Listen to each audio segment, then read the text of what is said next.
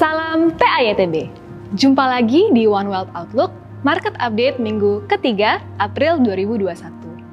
Saya, Claudia Simanung Khalid, siap memberikan informasi dan analisa terkini pergerakan pasar global dan domestik untuk membantu Anda memilih strategi investasi terbaik.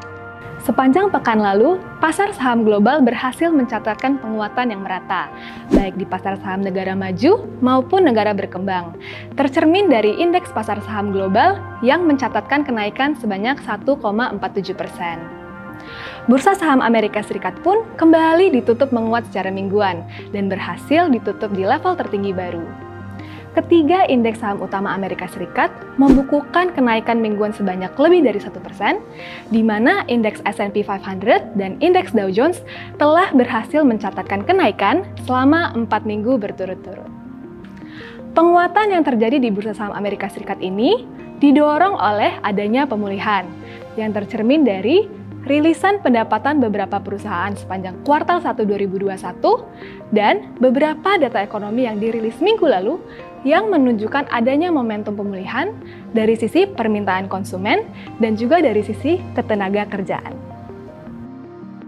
Minggu lalu, University of Michigan merilis angka preliminary untuk indeks sentimen konsumen. Indeks sentimen konsumen dilaporkan telah naik ke level tertinggi dalam setahun terakhir, yaitu di level 86,5 untuk periode 2 minggu pertama bulan April 2021. Selain sentimen konsumen yang membaik, ada pun data penjualan retail di Amerika Serikat yang melonjak 9,8% di bulan Maret 2021 secara bulanan. Didorong oleh bantuan langsung tunai yang digelontorkan melalui stimulus dan juga mulai dilonggarkannya pembatasan sosial di beberapa negara bagian di Amerika Serikat yang alhasil mengakibatkan meningkatnya aktivitas pembelanjaan konsumen secara signifikan. Optimisme pelaku pasar pun semakin bertambah dengan pasar ketenaga kerjaan Amerika Serikat yang berhasil mempertahankan tren pemulihannya, menyusul klaim pengangguran mingguan awal yang tercatat turun menjadi 576.000 tunjangan di minggu kedua April 2021, jauh lebih rendah dari revisi 769.000 klaim di minggu sebelumnya. Beralih ke dalam negeri, IHSG secara mingguan mencatat penguatan tipis, yaitu sebanyak 0,26% dari 6.070 ke 6.086.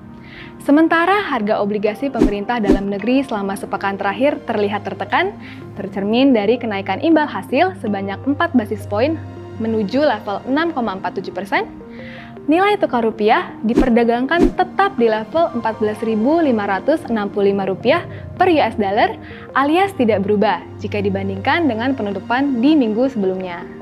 Walaupun sempat menyentuh level 5.900 di awal pekan, IHSG berhasil berbalik arah kembali ke level psikologisnya di 6.000, dipicu oleh kenaikan inflasi di Amerika Serikat dan kebijakan moneter The Fed yang diantisipasi akan tetap longgar.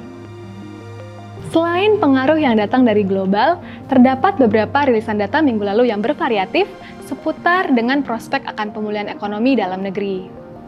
Per bulan April, IMF merevisi proyeksi pertumbuhan ekonomi global di tahun ini yang dinaikkan menjadi 6% dibandingkan dengan proyeksinya di bulan Januari lalu di 5,5%. Namun, IMF kembali menurunkan proyeksi pertumbuhan ekonomi Indonesia menjadi 4,3% dari proyeksi sebelumnya di bulan Januari di 4,8%. Adapun data dari dalam negeri yang mendorong optimisme pelaku pasar di minggu lalu, yaitu data neraca perdagangan untuk bulan Maret 2021. Dilaporkan bahwa nilai ekspor Indonesia di bulan Maret berada di level 18,35 miliar US dollar atau tumbuh sebesar 30% secara tahunannya dan 20% secara bulanannya. Sementara, nilai impor berada di level 16,79 miliar US dollar atau tumbuh sebesar 25% secara tahunannya dan 26% secara bulanannya. Alhasil, terdapat surplus sebanyak 1,56 miliar US dollar di neraca perdagangan sepanjang bulan Maret 2021.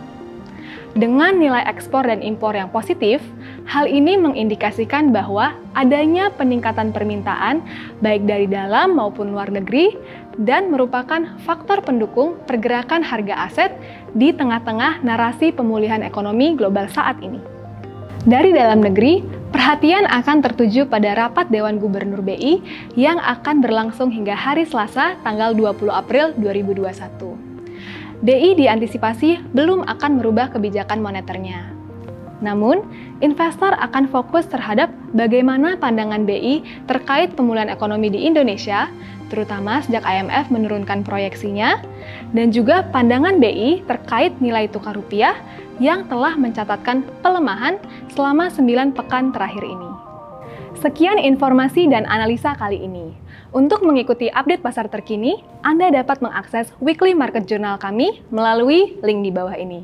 Dan jangan lupa untuk memfollow kami dengan mengklik tombol subscribe, like, share, dan komen. Saya Claudia Simanung Khalid, nantikan One World Outlook berikutnya di minggu depan. Salam TAYTB!